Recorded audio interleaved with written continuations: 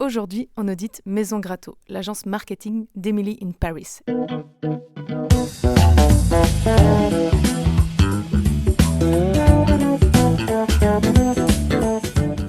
Et spoiler, c'est pas du luxe. Bonjour, moi c'est Daphné, cofondatrice de Pulsitif. Notre mission, vous aider à transformer vos organisations grâce à vos équipes. Alors aujourd'hui, on analyse Maison Gratto comme si c'était un client. Agence Gratto.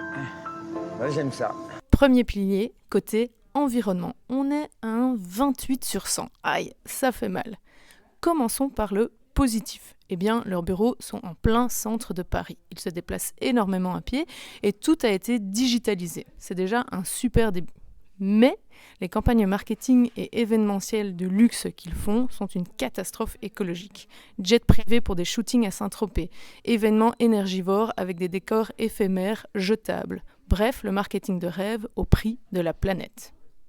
Notre conseil, créer une charte d'événements et de marketing responsable.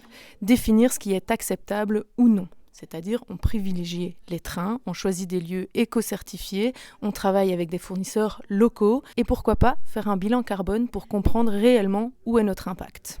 Passons au volet social. On a un 45 sur 100, c'est déjà bien mieux.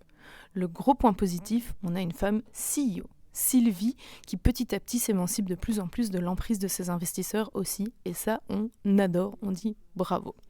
Le deuxième point positif, c'est la flexibilité des horaires. Les équipes arrivent vers 10h, prennent de longues pauses lunch, ce qui aide clairement à un bien-être des employés. Maintenant, il y a des points noirs. L'équilibre vie perso, vie pro, qui est quasi inexistante. Même si elle peut modeler son horaire, Émilie bosse le week-end, répond aux emails à minuit et confond souvent travail et vie personnelle. Parlons aussi du management de Sylvie. Certes, elle a du charisme, mais la pression est toxique et les remarques déplacées avec zéro bienveillance. Notre conseil, mettre en place un vrai règlement de travail avec des limites claires. Et Sylvie, je suis certaine qu'elle a besoin d'une bonne formation en leadership régénératif, ce qui aidera bien évidemment ses équipes. On passe au dernier pilier, la gouvernance. On est à un 30 sur 100 et c'est plutôt problématique.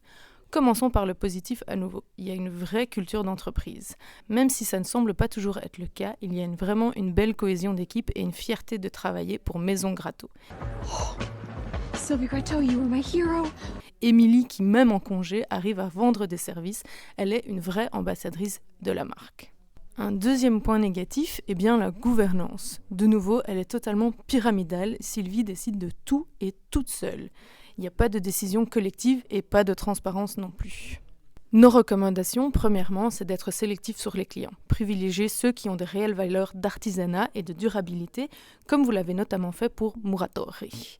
De créer une charte éthique à faire signer à vos clients avec des critères clairs qui vont vous permettre de savoir ce que vous pouvez accepter et ce que vous pouvez promouvoir.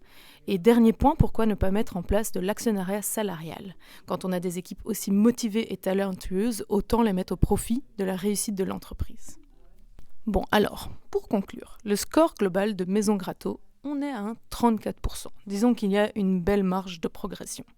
Leur point fort, c'est raconter de belles histoires et faire le buzz autour de ça. C'est indéniable, il y a du talent dans cette agence marketing.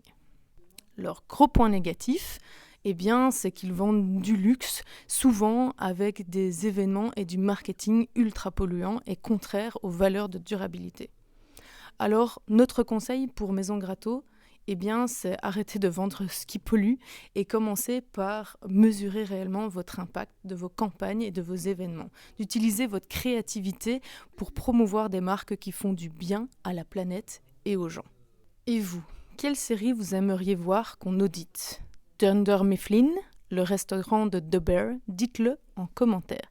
Et si vous avez aussi envie d'analyser votre propre entreprise, on a un diagnostic ESG en lien dans notre bio ou en commentaire. Alors allez cliquer et à bientôt pour un nouvel épisode.